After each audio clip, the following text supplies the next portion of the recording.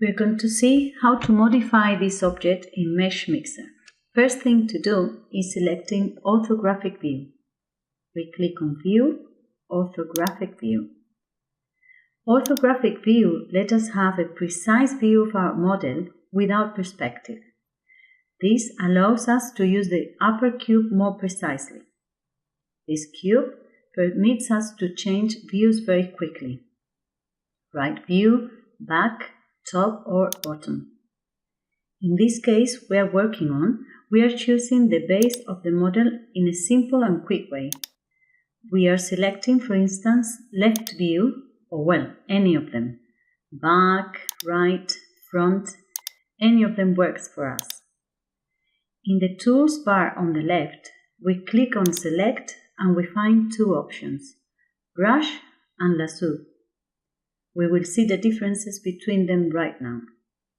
Brush allows me, when placing the pointer on it and clicking on left mouse button, to select the different faces of our model as if it were a brush. We click on select and delete our selection. Now if we go back to select by choosing this time lasso, I can make my selection freehand. If we double click the model, we can choose it as a whole. And if I click away from the model, it selects the whole of it as well. On this occasion, I'm using lasso to choose the lower part of the model. If I do not do it accurately, we'll see we have parts which haven't been chosen. So take your time to properly select the base of our model. Once selected, we can make variations or changes as we please. We can edit, convert to, deform or modify. These options were not available before the selection. I'm going to delete the selection and start from scratch. Select, and we can see we do not have those options available. We are using now a back view and choose lasso. Sometimes this happens, the program hangs, no problem. We clean the selection and choose again lasso. Once chosen this part of the object, we go to deform and then transform.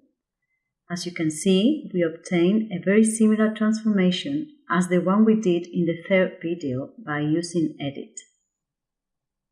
We now click and drag the blue arrow down to make this part wider. We could also rotate it or cancel and scale it from the middle of it if we would like to. We leave it like this and accept. To finish, we clean the selection done and here we have our figure. As you can see, some parts of it now have a different color. meshmixer points out new items, faces, when they have been created as we did, to remark the fact that they could be separated as a group. But this continues to be a whole, so we do not have to worry at all. We are now analyzing it to check whether there is any defect. We go to Analysis, Inspector, and we can see there is no defect at all. To finish, we just have to export our model as STL format.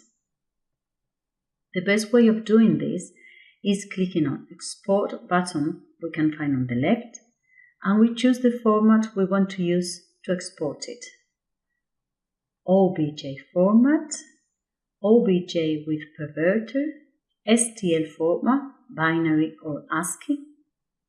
As we saw before, there are different ways of exporting files to be 3D printed.